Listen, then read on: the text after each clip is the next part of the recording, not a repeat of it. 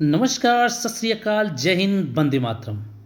दोस्तों, आज हम पढ़ने वाले हैं हिंदी की क्लास नंबर 12th। दोस्तों, यदि आप लोग इससे पहले के वीडियो नहीं देखे हैं तो डिस्क्रिप्शन में लिंक मिल जाएगा, वहां जाकर देख सकते हैं।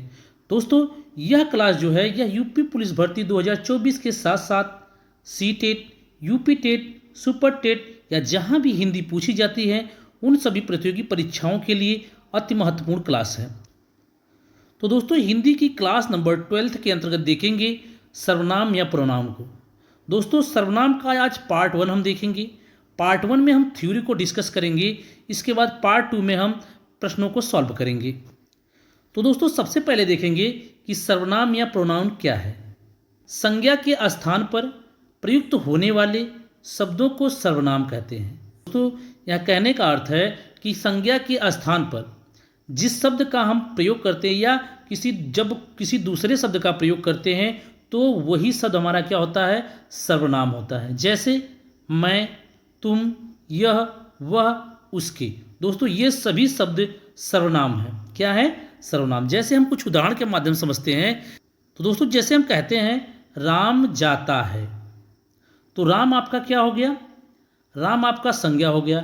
तो दोस्तों, यदि कहा जाए कि राम को हटाकर उसके स्थान पर हम वह का प्रयोग करते हैं, जैसे वह जाता है, वह जाता है। तो दोस्तों, राम के स्थान पर किसका प्रयोग हुआ है?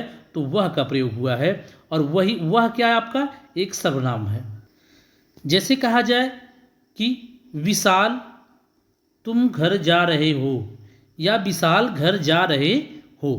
तो दोस्तों, यदि इस तरीके से कहा जाएगा तो विशाल आपका क्या हो जाएगा? संज्ञा हो जाएगा। लेकिन यदि विशाल की जगह हम कहें कि तुम जा रहे हो, तुम जा रहे हो, तो विशाल की जगह हमने किसका प्रयोग किया? तो तुम शब्द का प्रयोग किया, और तुम शब्द का हमने संज्ञा के स्तर पर प्रयोग किया, तो तुम शब्द क्या हो गया? आपका सर्वनाम हो गया। तो दोस्तों, देख लेते हैं कि सर्वनाम के भेद। सर्वनाम के कितने भेद होते हैं? तो सर्वनाम के 6 भेद हैं। कितने भेद हैं? 6 भेद हैं। दोस्तों, अब इसको बारी बारी से देख लेते हैं कि वह भेद कौन कौन से हैं। पहला है आपका पुरुषवाचक सर्वनाम, दूसरा है निश्चयवाचक सर्वनाम, तीसरा है अनिश्चयवाचक सर्वनाम, चौथा है संबंधवाचक सर्वनाम, पांचवा आपका प्रश्नवाचक सर्वनाम, और छठा है आपका निजवाचक सर्वनाम। दोस्तों, हमने देखा कि सर्वनाम कितने प्रकार के हैं? तो सर्वनाम 6 प्रकार के हैं। जो ये 6 प्रकार के हैं, इनको हम बारी बारी से डिफिनीशन और उदाहरण के माध्यम से देखते हुए चलेंगे। तो पहला प्रकार है आपका पुरुषवाचक सर्वनाम। तो दोस्तों, पुरुषवाचक सर्वनाम किसे कहते हैं? कि वे सर्वनाम जो स्त्री या पुरुष के नाम के बदले प्रयुक्त किए जाते हैं उसे हम पुरुषवाचक सर्वनाम कहते हैं। कहने का अर्थ है कि वह सर्वनाम जो किसी पुरुष या स्त्री के नाम के बदले प्रयुक्त किया जाए उसे हम क्या कहेंगे? पुरुषवाचक सर्वनाम कहेंगे। दोस्तों, उदाहरण को समझने से पहले हम देख लेते हैं कि पुरुषवाचक सर्वनाम के भी 3 प्रकार होते हैं। कितने? 3 प्रकार होते हैं। देख लेते हैं वह प्रकार कौन कौन से हैं। तो दोस्तों, अभी हमने बताया कि पुरुषवाचक सर्वनाम के भी 3 प्रकार हैं। तो आपका पहला है प्रथम पुरुष, दूसरा है मध्यम पुरुष, और तीसरा है आपका अन्य पुरुष। तो दोस्तों, हम बारी बारी से देख लेते हैं कि प्रथम पुरुष क्या है, मध्यम पुरुष क्या है, या अन्य पुरुष क्या है। तो दोस्तों, पहले देखते हैं कि प्रथम पुरुष क्या है। दोस्तों, प्रथम पुरुष वह होता है कि जब हम किसी शब्द को अपने लिए ही प्रयोग करते हैं, अपने लिए ही प्रयोग करते हैं, उसे प्रथम पुरुष कहते हैं। जैसे हम, हमारा, मैं, मेरा, हमने, मुझे, हमें। तो दोस्तों, कहा जाए कि जब हम किसी शब्द को स्वयं के लिए प्रयोग करते हैं तो वह होता है आपका प्रथम पुरुष। ने कहा कि हम जा रहे हैं, हम जा रहे हैं, तो हम शब्द क्या है? या स्वयं को दर्शा रहा है, तो हम क्या हो गया? हम हो गया आपका प्रथम पुरुष। दूसरा है आपका मध्यम पुरुष। तो दोस्तों, मध्यम पुरुष वह होता है जिससे हम बात करते हैं, जिससे हम बात करते हैं। जैसे तू, तुम, आप, तुम्हें, आपने, तुमने। जैसे हमने कहा कि तुम जा रहे हो, तुम जा रहे हो, या तुम खा रहे हो। तो दोस्तों, तुम क्या है? तुम हमने किसके लिए प्रयोग किया? तो हम जिससे बातें कर रहे हैं हमने तुम उसके लिए प्रयोग किया, तो इसलिए तुम आपका मध्यम पुरुष सर्वनाम हो जाएगा। तो दोस्तों, देख लेते हैं कि अन्य पुरुष क्या है। तो दोस्तों, अन्य पुरुष वह होता है जिसके बारे में हम बात करते हैं। जैसे हमने किसी से कहा कि वे जा रहे हैं, तो हम प्रथम पुरुष, जिससे हम कह रहे हैं वह मध्यम पुरुष, और जिसके बारे में हम कह रहे हैं वह आपका हो गया अन्य पुरुष। जैसे वे, वह, उसे, उन्हें। दोस्तों जैसे हमने कहा कि वे जा रहे हैं, तो वे हम किसके लिए प्रयोग कर रहे हैं? तीसरे व्यक्ति के लिए प्रयोग कर रहे हैं। तो तीसरा व्यक्ति क्या हो गया आपका? अन्य पुरुष हो गया। का दूसरा प्रकार देख लेते हैं, निश्चयवाचक सर्वनाम। दोस्तों निश्चय शब्द से ही पता चल रहा है कि जब कोई चीज़ निश्चित हो। तो देख लेते हैं कि निश्चयवाचक सर्वनाम क्या है। वे सर्वनाम जो किसी निश्चित घटना, वस्तु, व्यक्ति या कर्म के लिए प्रयुक्त होते हैं निश्चयवाचक सर्वनाम कहलाते हैं। जो किसी निश्चित घटना, किसी निश्चित वस्तु या किसी निश्चित व्यक्ति या किसी निश्चित कर्म के लिए प्रयुक्त होते हैं उसे हम निश्चयवाचक सर्वनाम कहते हैं। जैसे आपका शब्द हो गया यह, वह, ए, वे।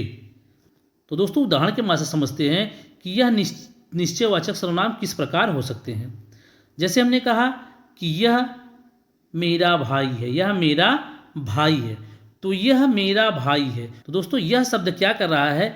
यह शब्द जो है यह निश्चय कराने का कार्य कर रहा है कि यह मेरा भाई है।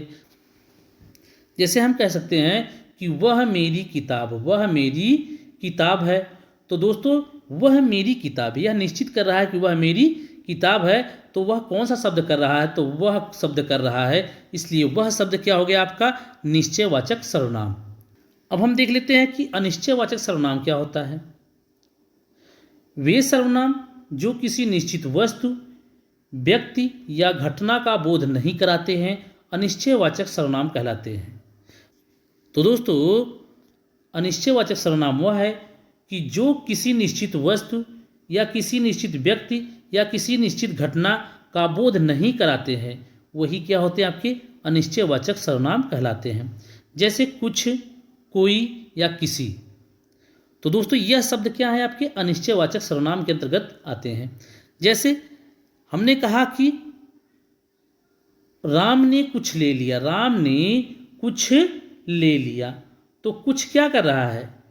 क्या ले लिया यह हमें पता नहीं चल रहा है, तो यह क्या हो गया? अनिश्चित हो गया। क्या हो गया? अनिश्चित हो गया। इसलिए आपका जो कुछ शब्द है यह क्या हो गया? अनिश्चयवाचक सर्वनाम है। जैसे कहा कि कोई जा रहा है, कोई जा रहा है, तो कोई शब्द क्या कर रहा है? यह अनिश्चितता को दर्शा रहा है, इसलिए कोई शब्द भी क्या है? आपका अनिश्चयवाचक सर्वनाम है। तो दोस्तों देख लेते हैं कि संबंधवाचक सर्वनाम क्या है। जो सर्वनाम शब्द प्रधान वाक्य से आश्रित वाक्यों का संबंध जोड़ते हैं उन्हें संबंधवाचक सर्वनाम कहते हैं। अर्थात कहने का अर्थ है कि वह सर्वनाम शब्द जो मुख्य वाक्य या प्रधान वाक्य से आश्रित वाक्य, ऐसा वाक्य जो कि दूसरे पर आश्रित है, उन दोनों को जोड़ने का कार्य करता है, या उन दोनों वाक्यों को जोड़ने का कार्य जो करता है वही शब्द हमारा क्या होता है? संबंधवाचक सर्वनाम होता है। जैसे हमने कहा कि जैसा करोगे वैसा भरोगे। जैसा करोगे आपका एक वाक्य हो गया, भरोगे ये आपका दूसरा वाक्य हो गया। भरोगे क्या है? आपका इस वाक्य पर आश्रित है। तो दोस्तों जैसा करोगे, इसके बाद आपका भरोगे है, तो जैसा करोगे वैसा भरोगे। तो इन दोनों वाक्यों को जोड़ने का कार्य कौन कर रहा है? तो वैसा शब्द कर रहा है, इसलिए वैसा आपका क्या हो गया? संबंधवाचक सर्वनाम हो गया। नेक्स्ट देख लेते हैं कि यह वही लड़का है जिससे रीमा की शादी हो रही है। दोस्तों यह वही लड़का है, एक वाक्य हो गया। रीमा की शादी हो रही है, यह दूसरा वाक्य हो गया। दोस्तों पहला आपका क्या है?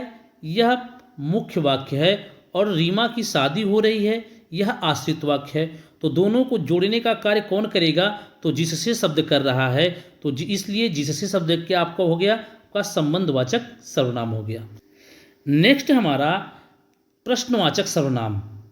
जिन शब्दों से किसी व्यक्ति, वस्तु, घटना या व्यापार के विषय में प्रश्न का बोध हो उसे प्रश्नवाचक सर्वनाम कहते हैं। अर्थात कहने का अर्थ है कि आप प्रश्नवाचक शब्द से ही समझ सकते हैं कि ऐसा शब्द जिसके माध्यम से हम प्रश्न करते हैं वही आपका प्रश्नवाचक सर्वनाम हो जाएगा। जैसे क्या, कब, किससे, किसने, कौन। जैसे हमने कहा कि कौन जा रहा है, कौन जा रहा है, तो हम क्या कर रहे हैं, हम प्रश्न कर रहे हैं कि कौन जा रहा है, या पूछ रहे हैं कि कौन जा रहा है, इसलिए यह आपका हो गया प्रश्नवाचक सर्वनाम। जैसे हमने कहा कि क्या हो रहा है, क्या हो रहा है, तब भी हम क्या कर रहे हैं, प्रश्न कर रहे हैं किसी से, तो यह भी आपका क्या हो गया, प्रश्नवाचक सर्वनाम। तो क्या, कब, किससे, किसने, कौन, यह सभी शब्द क्या है आपके प्रश्नवाचक सर्वनाम के अंतर्गत आएंगे। तो दोस्तों अब हम देख लेते हैं कि निजवाचक सर्वनाम क्या है। दोस्तों सर्वनाम के जितने भी प्रकार हैं उनमें सबसे महत्वपूर्ण जो है वह है आपका निजवाचक सर्वनाम, क्योंकि दोस्तों इसी से आपको घुमा फिरा के इसी निजवाचक सर्वनाम से ही प्रश्न पूछे जाते हैं। तो दोस्तों इसको ध्यान से देखिएगा कि निजवाचक सर्वनाम क्या होते हैं या इसको हम किस तरीके से पहचान सकते हैं। वक्ता या लेखक जिन सर्वनामों का प्रयोग स्वयं के लिए करते हैं, स्वयं के लिए करता है, निजवाचक सर्वनाम कहलाता है। तो दोस्तों कहने का अर्थ है कि वक्ता या लेखक जिस शब्द के द्वारा या जिस सर्वनाम का प्रयोग स्वयं के लिए करता है, खुद के लिए करता है, वही निजवाचक सर्वनाम होता है। जैसे मैं स्वयं समझ गया, मैं स्वयं समझ गया, तो स्वयं आपका क्या हो गया, निजवाचक सर्वनाम। जैसे कहा हम खुद ही इधर आ गए, हम खुद ही इधर आ गए, तो खुद क्या कर रहा है, यह खुद शब्द अपने आप को दर्शा रहा है, तो इसलिए यह भी क्या हो गया आपका निजवाचक सर्वनाम। तो दोस्तों जहाँ पर स्वयं के लिए कोई बात कही जाए या स्वयं को जिस शब्द के द्वारा दर्शाया जाए तो वह हो जाएगा आपका निजवाचक सर्वनाम। तो दोस्तों आज हमने सर्वनाम क्या होता है, सर्वनाम के कितने प्रकार हैं, या सर्वनाम के जितने भी प्रकार हैं उन सबको डिफिनीशन के माध्यम से हमने देखा, उदाहरण के माध्यम से देखा, और अगले पार्ट में हम प्रश्नों को सॉल्व करेंगे। यदि आप लोगों को वीडियो अच्छी लगी हो चैनल को सब्सक्राइब करें, लाइक करें, दोस्तों में ज़्यादा शेयर करें। तो दोस्तों कल फिर मिलते हैं। जय हिंद, वंदे मातरम।